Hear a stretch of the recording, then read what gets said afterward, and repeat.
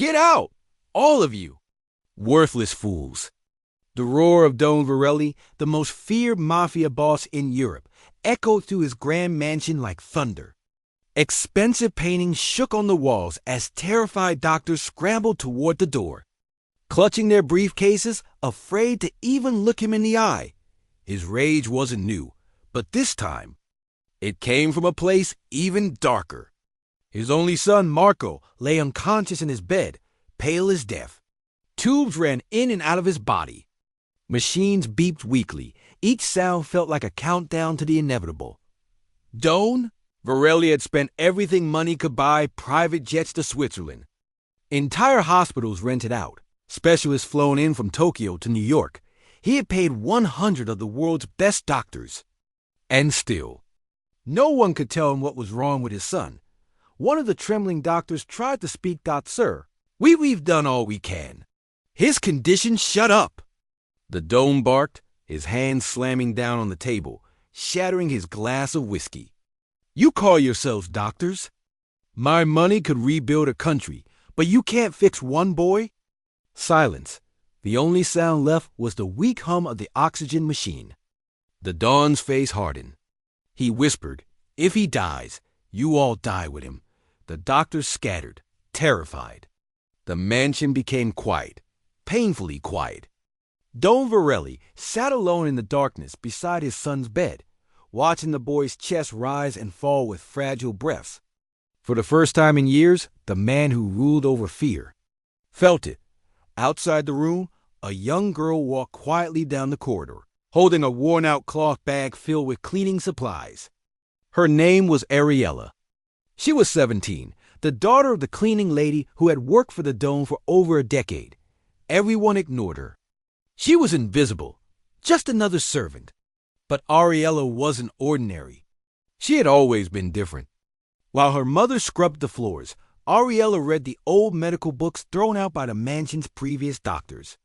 She watched, she listened, she learned. And she remembered everything. That night, as she mopped near Marco's room, she heard the Don shouting again. She peeked through the doorway. Marco was shaking violently. The doctors stood frozen, helpless. The Don yelled, do something. But they couldn't. They didn't even know what to do then. Ariella noticed something. A small red mark on Marco's wrist, almost invisible. It looked like an insect bite. But her eyes widened. She had seen that mark before. Her heart raced. Could it be?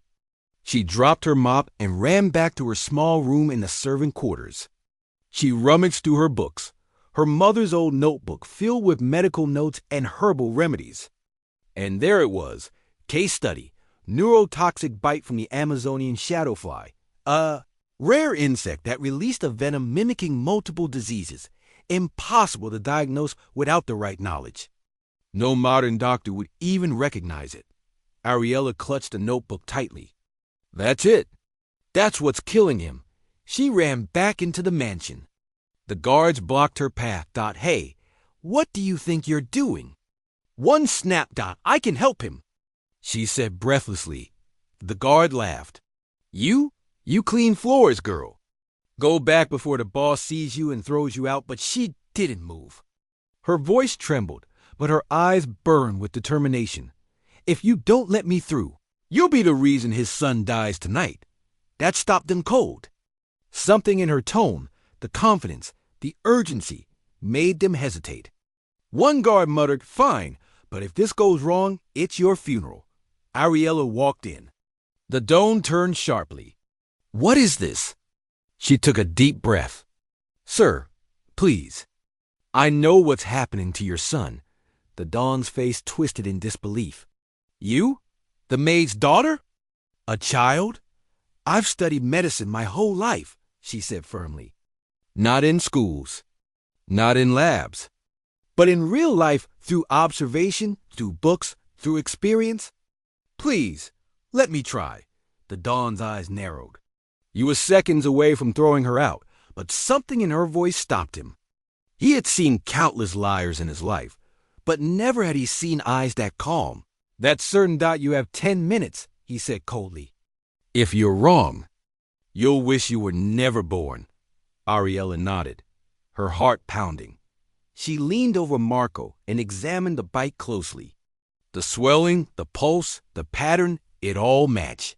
She ran to the kitchen, grabbed salt, vinegar, a bit of honey, and a bottle of medical alcohol.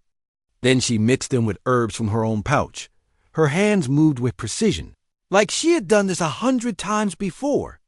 She applied the mixture to the wound, whispered a quick prayer, and injected the antidote. She improvised using the same chemical principles she had memorized from her books. Everyone watched in silence. The Don paced the room, gripping his gun tightly. Seconds felt like hours.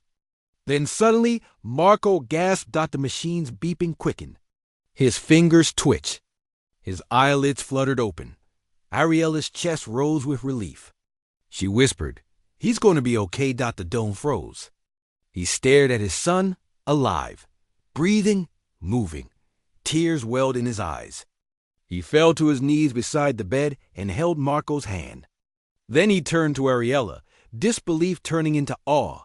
"You saved him," he said softly. Then louder, shouting with emotion, "You saved my son!" Everyone in the room fell silent. For the first time, the great Don Varelli, the man who commanded armies and instilled fear in thousands, bowed his head to a cleaning lady's daughter. Ariella smiled faintly. "I didn't do it for you. I did it because no one deserves to die when the answer is right in front of us." From that day on, the Don treated her like his own child. He paid for her education, built her a laboratory, and called her the Angel of Miracles. But Ariella never forgot where she came from. Years later, when the press asked her how she became one of the greatest medical minds in the world, she said, "I was never given a chance. So I made one." Genius isn't born in luxury. It's born in hunger, in struggle, in silence, and somewhere deep down, even Don Varelli knew.